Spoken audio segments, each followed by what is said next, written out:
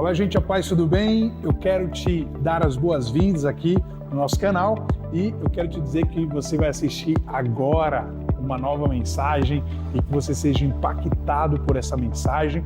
Já ative as notificações, compartilhe, deixe o seu like, que você tenha uma boa mensagem, um tempo precioso na presença de Deus, ouvindo a voz dele. Fica com Deus, um abraço e até o próximo vídeo. Deus te abençoe. Vamos ler a palavra de Deus?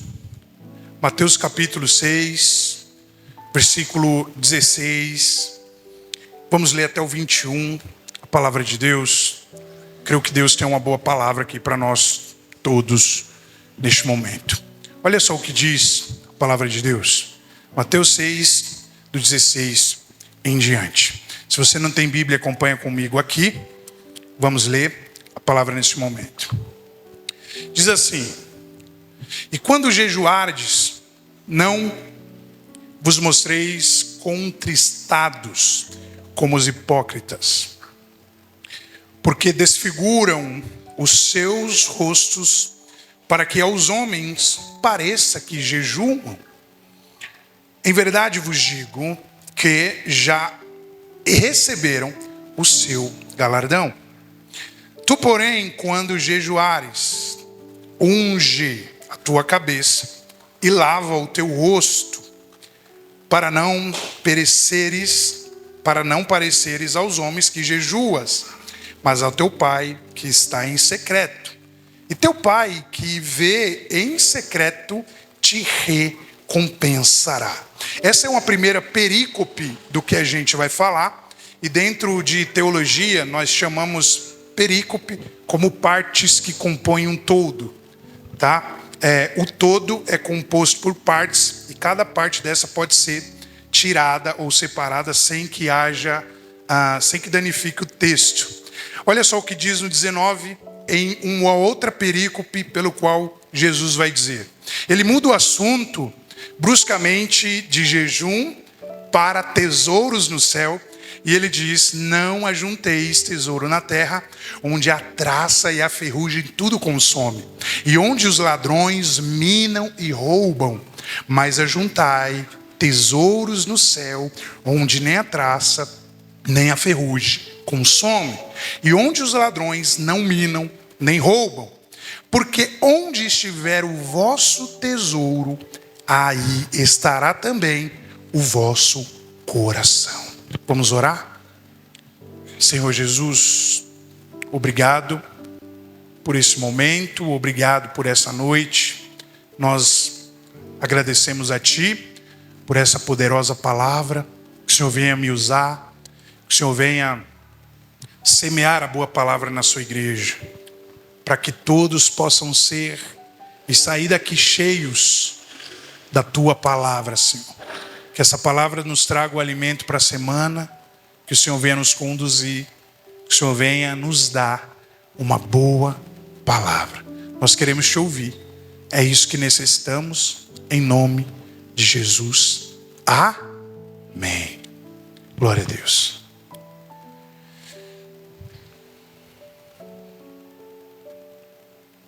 Mateus capítulo 6 vai continuar abordando muitas histórias e ensinamentos que o nosso Jesus nos dá. Ensinamentos que foram escritos há mais de 2000 anos atrás. E que com as chegadas de todas as eras, cenários políticos, cenários extremamente religiosos, como vivemos na Idade Média, no ano de 500 até 1500, onde o catolicismo dominou todo o período medieval. A gente sabe que essa palavra ela se manteve em pé, e é por isso hoje que nós temos a Bíblia como palavra de Deus. Foi uma palavra que passou por muitos vendavais, por muitos cenários, chegando até 1700, no período do Iluminismo, no período também onde o racionalismo alemão ele ganha força, mas muitos não queriam deixar a moral e a ética bíblica. por isso que a palavra de Deus é excelente. Muitos homens ateus, homens que professavam outras religiões, homens que não criam em Deus, queriam que a moral e a ética bíblica continuasse, porque eles falavam que sem a moral bíblica, o mundo não seria um mundo amável. Não teríamos essa luta e esse zelo pela família, pelos valores e pelos princípios que aprendemos dos nossos pais, da nossa mãe e etc. É por isso que a palavra de Deus é poderosa, e se tem um alimento que você precisa comer dia e noite, é a palavra de Deus. Já não temos mais desculpa de ouvir ou não ouvir a palavra de Deus, porque temos muitos recursos com a inteligência artificial, principalmente, com audiobíblias, com bíblias para todo tipo de pessoa. Nós não temos mais desculpa. O que nós não temos é prioridade. Não conseguimos colocar na nossa agenda, e você pode fazer o teste. Entra segunda, sai segunda-feira, e você não lê a palavra de Deus. O diabo, ele não quer que nós lemos a palavra de Deus, e é por isso que é um dos livros mais difíceis de ler. Porque o juiz, o advogado, o promotor, ele consegue ler textos de jurisdição complexos. Mas quando ele vai para a Bíblia, muitos não entendem, muitos não conseguem interpretar a Bíblia, porque é um livro demasiado difícil. E é por isso que existe o estudo também, para que nós possamos sair da superficialidade de simplesmente ler um salmo ou ler um texto numa língua pelo qual nós sabemos que não foi escrita originalmente. O quão seria bom se nós conseguíssemos ter acesso à Bíblia na língua original que ela foi escrita, mas se nem no português nós estamos carregando essa prática, quanto mais nos seus originais. E se você fizer um teste, uma análise, você vai ver que você cada vez mais está se ocupando com coisas diferentes, coisas estranhas, coisas que talvez não vai ter um respaldo pelo qual você teria se você lesse e mergulhasse na palavra de Deus. Nós estamos a todo tempo nos ocupando com coisas e deixando a palavra de Deus de lado. O Salmo 119 vai dizer muito sobre isso. Porque o próprio salmista Davi, ele vai falar sobre a palavra de Deus como estatutos, a palavra de Deus como a lei do Senhor, a palavra de Deus como mandamento, e ele diz no Salmo 1 que ele precisava meditar dia e noite. Então, se nós que nos denominamos cristãos, ou que estamos iniciando nossa caminhada na fé, não fizermos o uso da leitura da palavra, da devoção ao nosso Senhor, nós não iremos sair de uma vida superficial pelo qual levamos. E esses ensinamentos, eu fiz toda essa introdução para falar que, como o Dr. Billy Graham diz, a palavra de Deus ela é mais atual do que o jornal que vai sair amanhã. Porque se você lê a Bíblia, lê a palavra de Deus, lê as cartas de Paulo, você vai ver que parece que é algo de agora. É o para agora que ele está falando, que a palavra de Deus está falando com a gente. E Jesus, mais uma vez, no capítulo 6, ele vai dizer que quando vocês jejuardes, não vos mostrem contristados como os hipócritas. Gente que queria fazer para ser notado, gente que queria fazer para ser visto por outras pessoas, gente que queria fazer para receber aplausos, elogios de outras pessoas. E essa era uma prática de um grupo chamado de fariseus, que eles, quando era o dia do jejum, eles estavam tristes, Eles não lavavam os seus rostos, eles não ungiam a sua cabeça com óleo, porque era uma prática judaica que significava consagração, purificação. E todas as vezes que você recebia um convidado, ou que você levantava pela manhã, você tinha que se ungir. Eles faziam isso, sim, mas eles não lavavam o rosto, talvez, para mostrar que eles estavam jejuando, para mostrar que eles estavam fazendo. E eu já vi muito isso dentro da igreja. Fazer para mostrar que faz. Fazer para que as pessoas possam te elogiar. Mas Jesus, a todo momento, ele está reprovando essa prática. E ele está dizendo que nós não devemos agir como eles, porque senão nós estamos sendo hipócritas.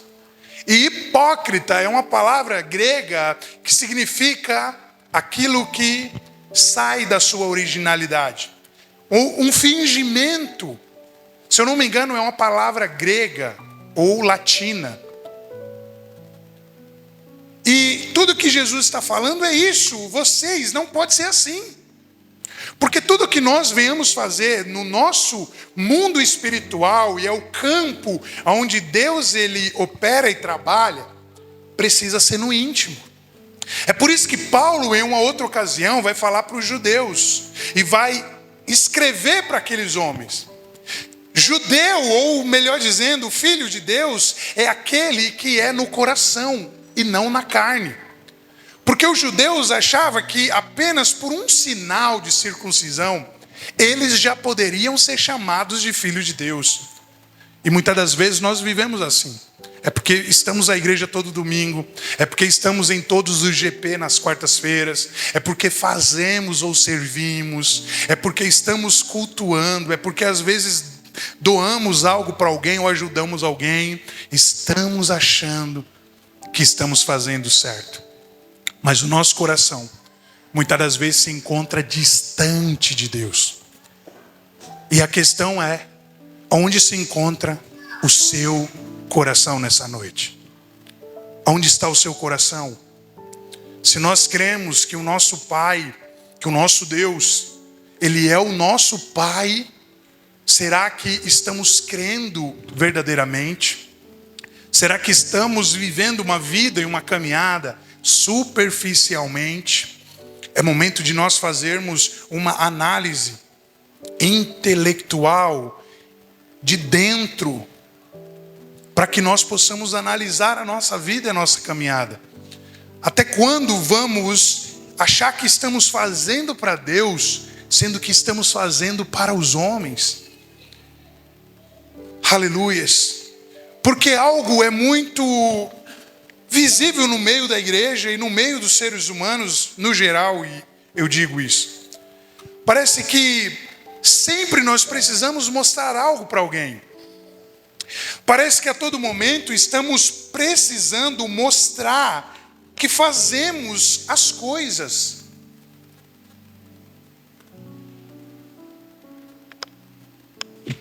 Tudo que acontece é que, em resumo, nós temos sim essa carência de receber a aprovação dos outros, porque nós estamos necessitando de aprovação.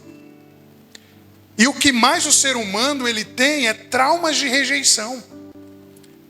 Isso não sou eu que vou dizer, mas é a psicologia. Muitas das vezes estamos buscando aplausos de pessoas da nossa família. Muitas das vezes estamos buscando aplausos dos nossos vizinhos.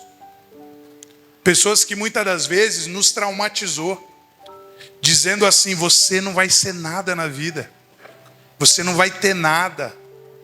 Humilharam a gente com aquilo que tinha. E parece que esse feitiço pegou em nós, e tudo que a gente quer é crescer, trabalhar e fazer algo para mostrar para alguém que nós também podemos.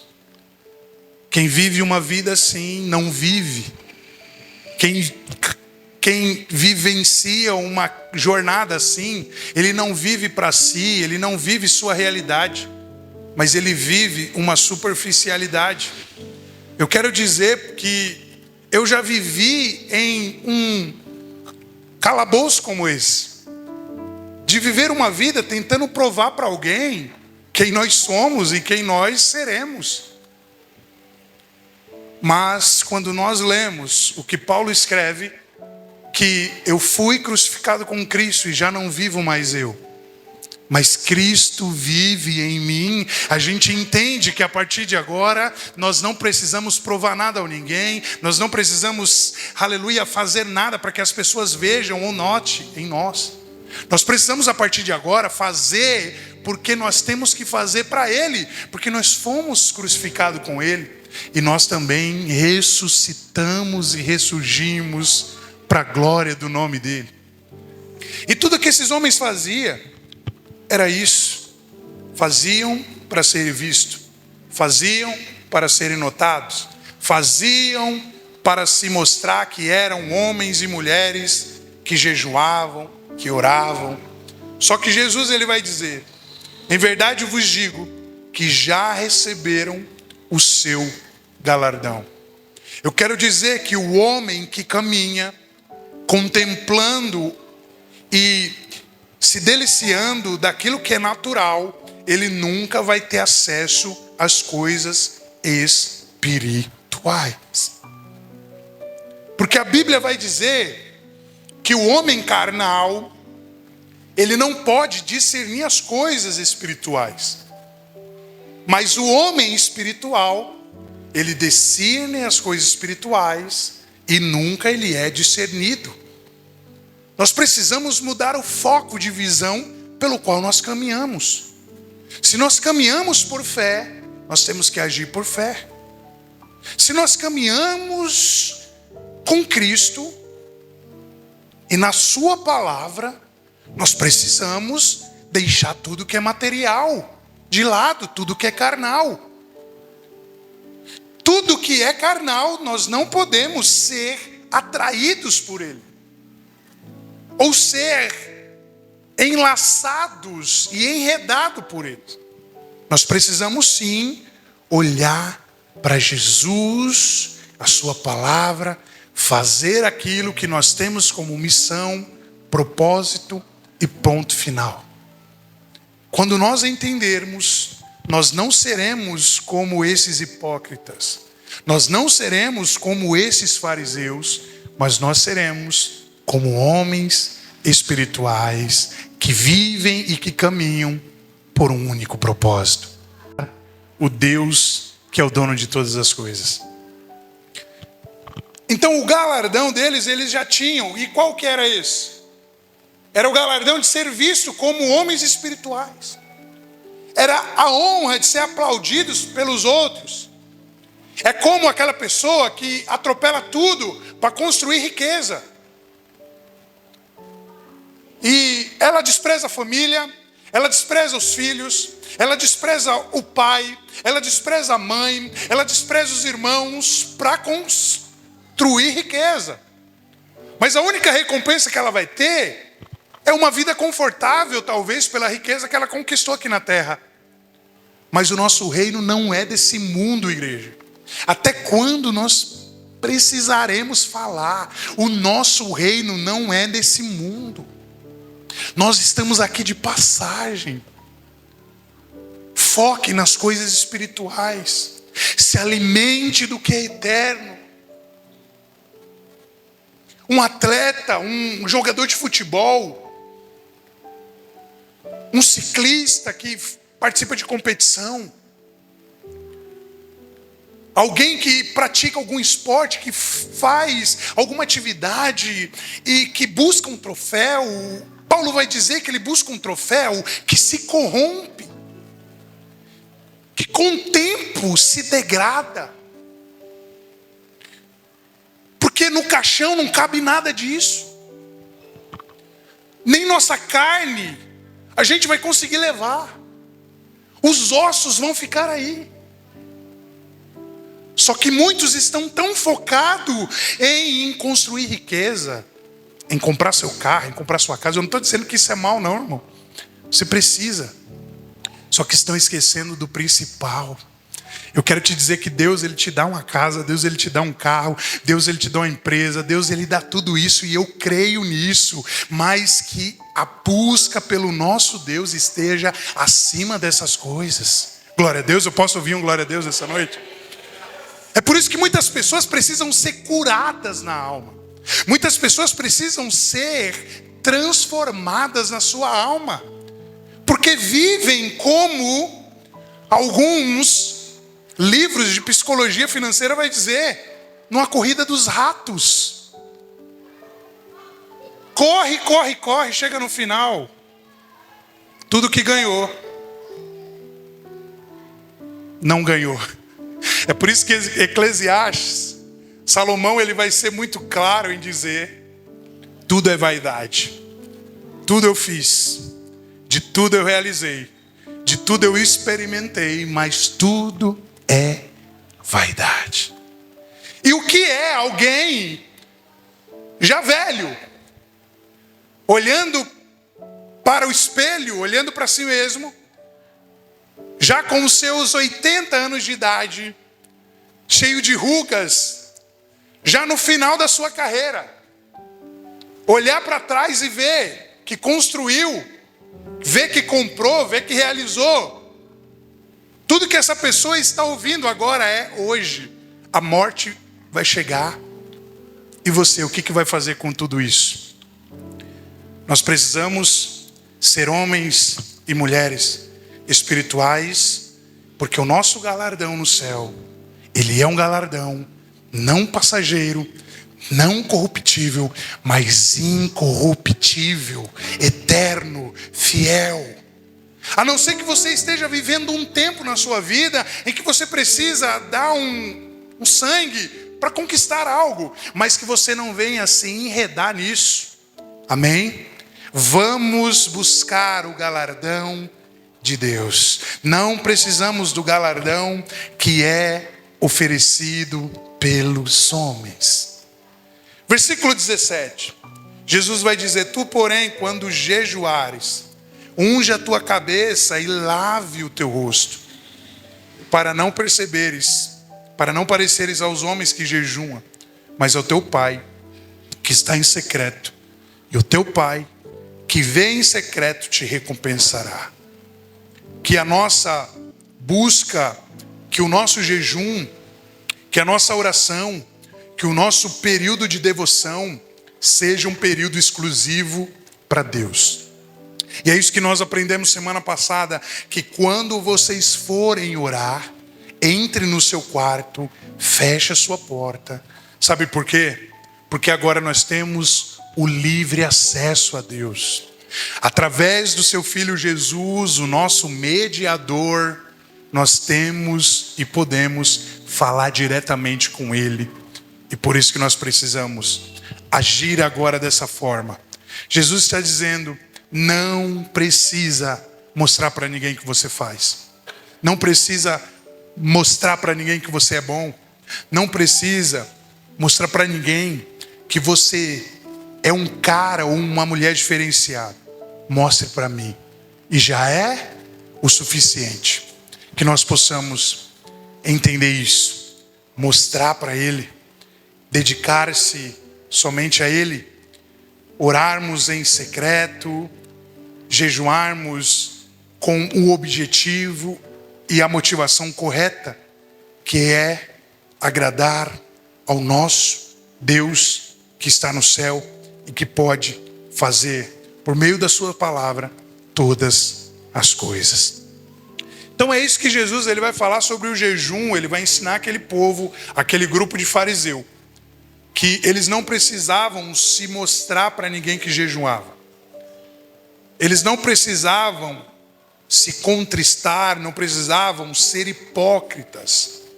Porque o que Deus queria era um coração sincero, e é o que Deus exige de nós nessa noite. Um coração sincero, contrito e quebrantado. E era isso que chamava a atenção de Deus num homem chamado Davi. A apesar dos seus pecados, apesar da sua queda, ele era um homem sincero, que estava diante de Deus com o seu coração sincero e entregue somente a Ele. O número 2, que é o ponto de tesouros no céu, o nosso Jesus, ele vai continuar falando e ele muda drasticamente. Só que parece que ele muda drasticamente, mas o efeito do versículo 19 até o 21, ele vai surgir efeito em todos os mandamentos e em todos os ensinamentos, melhor dizendo, que Jesus nos ensinou até agora. Porque ele vai dizer: não ajunteis tesouro na terra, onde a traça e a ferrugem tudo consome, e onde os ladrões minam e roubam. Ele está dizendo que o nosso foco principal não deve ser em constituir riqueza. Não deve ser, voltando naquilo que eu falei, em constituir um patrimônio. Não que isso seja errado, mas é errado quando o nosso coração, ele coloca o dinheiro como o Deus da nossa vida. Porque em uma outra passagem, nós iremos encontrar que o único ídolo que Deus vai chamar de um outro Deus é o dinheiro. E a gente sabe que só existe esses dois deuses, vamos dizer, entre aspas, no mundo. E o próprio Jesus, ele disse: não é possível servir aos dois senhores, porque vai agradar um e vai aborrecer o outro. E por que o dinheiro é um senhor também? É um Deus com D minúsculo. Todos os tipos de pecado, a Bíblia não fala, ou de ídolos, a Bíblia não fala que é um senhor, mas o dinheiro, a Bíblia fala que é um senhor, que é uma espécie de Deus. Porque tudo o que acontece de maldade no mundo, você pode ter certeza que 90% é por causa do dinheiro. Os casamentos estão se acabando por quê? Por causa de dinheiro também. Principalmente, irmão, pode fazer o levantamento. É por falta de dinheiro. Porque se o homem ou se a mulher estiver cheia da grana, não se acabava não. Engolia muita coisa e viviam. Muitos roubos e assaltos acontecem por quê? Por causa de dinheiro. Muitas traições acontecem por quê? Por causa de dinheiro. A maioria das coisas, 10% apenas, não é por causa do dinheiro. Porque o dinheiro é algo que pode ser usado tanto para bênção como maldição.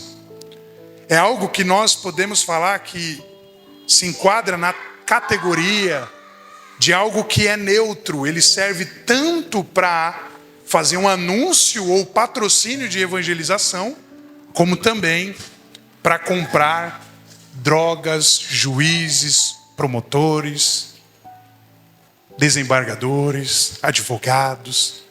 O dinheiro serve para isso.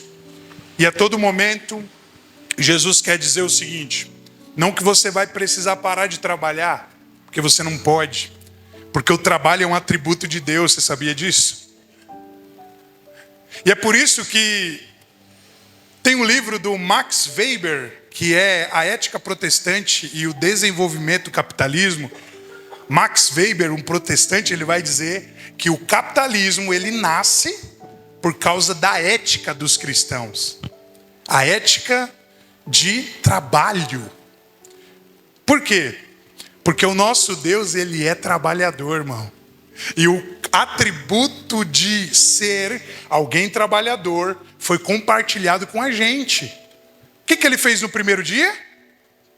Trabalhou. O que ele fez no segundo? Trabalhou. O que ele fez no terceiro? Trabalhou. O que ele fez no quarto? Trabalhou. O que ele fez no quinto dia? O que ele fez no sexto dia? E por que você quer ficar a semana inteira em casa e não quer trabalhar? Você entendeu? Ele é um Deus que trabalha. E o atributo de Deus é compartilhado com a gente. Precisamos trabalhar. Precisamos de alguma forma fazer algo. Tá certo que tem pessoas que estão com dificuldades, né, de trabalho, mas tem pessoas que não querem trabalhar. E é por isso que o trabalho é um dom de Deus e você precisa trabalhar. Provérbio vai dizer assim, ó, que todo homem goze do bem do seu trabalho. Isso é um dom de Deus. E sabe o que eu entendo aqui? Que todo homem, que toda mulher desfrute. É você pegar o seu dinheiro, irmão. Claro que você precisa entregar primeiro para o Senhor, mas depois você pode ir para uma praia, você pode almoçar fora, você pode viajar, você pode desfrutar com a sua família, porque isso é um dom de Deus. Nós precisamos trabalhar, só que trabalhar e ser motivado pela coisa certa. Não colocar Deus do dinheiro, o Deus do dinheiro, acima do Deus que nos dá condição para trabalhar todos os dias. O que Deus ele fez no sétimo dia? E por que você quer ficar trabalhando dia e noite? Nós precisamos descansar também. Ficar um dia com a família. E privilegiado é quem pode ficar em casa sábado e domingo, né? Porque é muito bom, irmãos. Aí você acorda, toma um café com a esposa, faz um café, que nesse dia eu fiz um café maravilhoso para a esposa, né? Inventei lá, fiz um café cremoso, deu certo, graças a Deus, sabe? Aí fiz um cuscuz. Sei que muitos não comem. Cuscuz assim, com queijo, bacon, sabe? Foi muito bom. E a gente precisa desses momentos. Irmão, é momentos que não tem preço. É momentos que não tem valor. Porque como eu li uma vez, o dinheiro pode comprar uma casa, mas não compra um lar. O dinheiro pode comprar remédio, mas não compra saúde. O dinheiro, ele pode atrair ou te levar até um casamento, mas ele não compra o amor sincero e verdadeiro. Todas as coisas, foi uma outra frase que eu li, se você quiser anotar, isso é muito lindo. Tudo que o dinheiro pode comprar é barato. Tudo que o dinheiro pode comprar é barato. Agora, aquilo que o dinheiro não pode comprar, é isso que nós precisamos vivenciar. E não precisa de muito não, viu? É só você acordar inspirado, fazer alguma coisa, chamar os filhos, sabe, contar uma história, ler um versículo, perguntar para o filho como foi a semana. Isso tudo é fruto e é dom de Deus. Então ele vai dizer, não ajunteis tesouro na terra, onde a traça e a ferrugem tudo consome, e onde os ladrões minam e roubam. Porque é isso que acontece. O tanto de gente que ficou miseravelmente falido nessa pandemia, não está na história, irmão. Empresas que foram constituídas há 120 anos, nós vimos fechar. A Ford no Brasil, acho que tinha 130, teve que ir embora. Muitas empresas, padarias de portugueses, de famílias inteiras, de geração após geração, fechou. Por causa de quê? Porque não tinha proteção sobre o seu capital, e não teremos. Nós nunca teremos. Quem era um homem chamado Eike Batista? Mais de 69 bilhões de dólares. Hoje é um homem que, na perspectiva deles, claro, está quebrado, mas na nossa, estamos milionários. Mas tudo que nós precisamos entender é que tudo isso são coisas que se vão com o tempo. São coisas que o vento leva. Mas Jesus diz: ajunteis tesouro no céu. E tudo que ele está falando agora é do jejum que é feito com amor e sincero para ele. Onde nem a traça, nem a ferrugem consome, e onde os ladrões não minam e nem roubam. Esse é o depósito pelo qual nós temos que ajuntar o nosso tesouro. E como que é que se ajunta tesouro aqui? No mundo espiritual e no céu, pelo qual o nosso Jesus vai nos falar, é através das nossas ações, é através desses momentos que eu falei aqui, momentos que não têm preço, não têm valor, é através do amor, é através da compreensão, é através daquela pessoa que ainda que nos odeia, mas nós mostramos para eles ou para ela que nós o amamos. É através da figura de Cristo, seja como Ele. E você vai estar automaticamente ajuntando tesouros no céu. É quando nós entregamos algo para o Senhor. Nesse momento de oferta, de dízimo, com um coração sincero. Isso verdadeiramente ficará para sempre. É quando nós dobramos os nossos joelhos e oramos. E a Bíblia vai dizer que os anjos estão com taças, colhendo as nossas lágrimas. Isso é o verdadeiro tesouro. É o tesouro que não se corrompe com o tempo. É o tesouro que não se dissipa com o vento. É o tesouro que o cheiro não se vai. Como um perfume que a gente colocou antes de vir para o culto. Procura aí. Não está cheirando mais nada. A não ser que você... Mas é dessa forma, irmão.